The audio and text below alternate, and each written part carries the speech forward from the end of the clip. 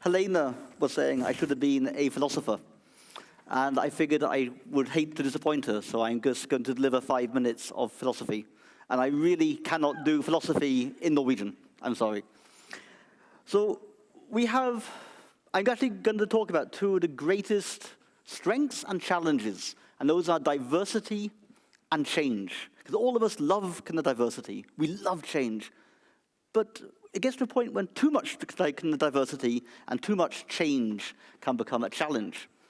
And this is not just a general thing in society. This is an issue that affects us in our professional life as well. So looking out here, I see diversity, right? We are a diverse group of people. I think there's one thing that kind of brings us kind of together, and that is we both care about kind of biodiversity more than the average person on the street, right? This actually is our passion. And I guess also we also all care about trying to find some way for humanity to build a sustainable relationship with that kind of diversity, right? So here we agree. Does anybody disagree? That's good. So we approach these big issues from a diversity of points of view, right? You know, out here we have every type of ologist you can find, psychologist and physiologist and ecologist and whatever, botanyologist or who cares what, right? But we have many different points of view, and our strengths is that we bring this diversity together on a common theme. So far so good, right? Diversity is strengths. Change can become more challenging because the way that we address this is through science. And the paradigms associated with the linkage between science and policy and how we should take care of nature are constantly changing. Just during my own career, these are all things which have appeared, green infrastructure, nature-based solutions, compassionate conservation, rewilding, wilderness. God, we are drowning in paradigms and strategies and approaches with how we shape this kind of relationship between humans and nature. And this is getting challenging. Part of this is a strength, right? We're trying different things because obviously some things aren't working. And it's good that we try new things. But at some point, change is becoming very, very challenging. And amongst this cloud of different things, there's a tension emerging, right? Between species approaches and ecosystem approaches.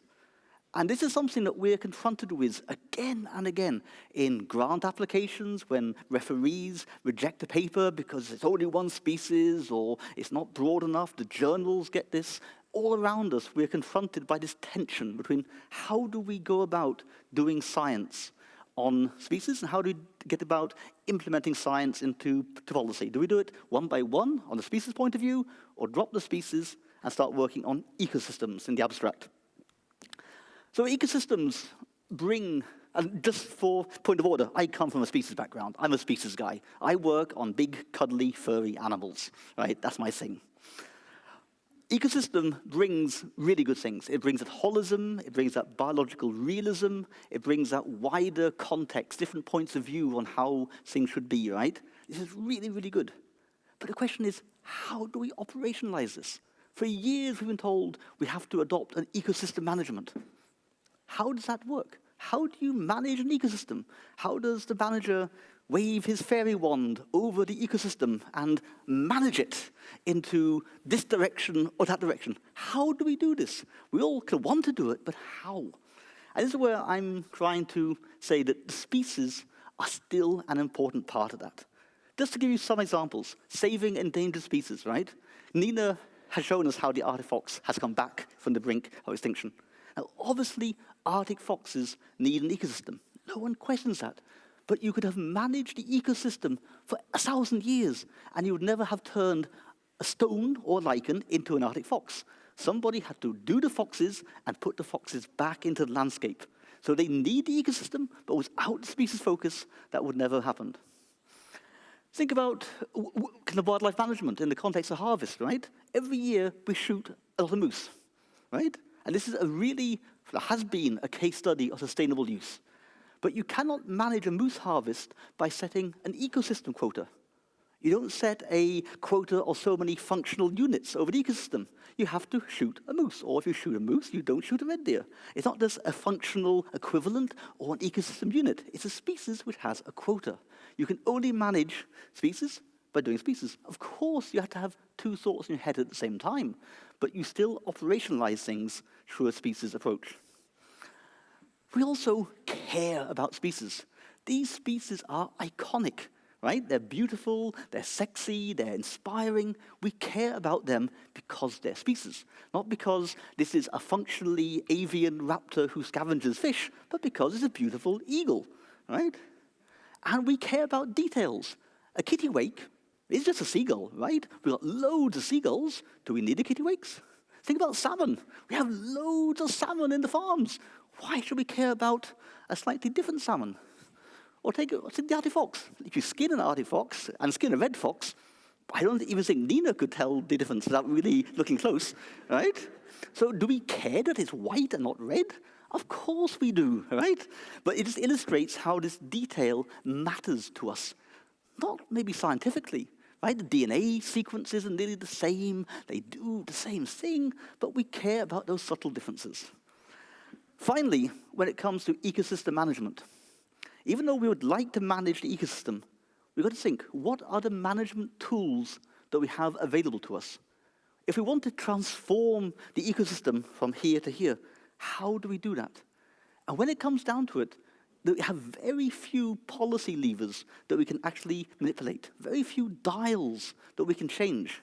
We can't go out and move up the spider quota or the butterfly quota, right? What we do is we work through the harvest of a relatively few species. It's a few ungulates, a couple of carnivores, and a couple of trees. And these species-specific levers are really the only levers that we have to adjust an ecosystem.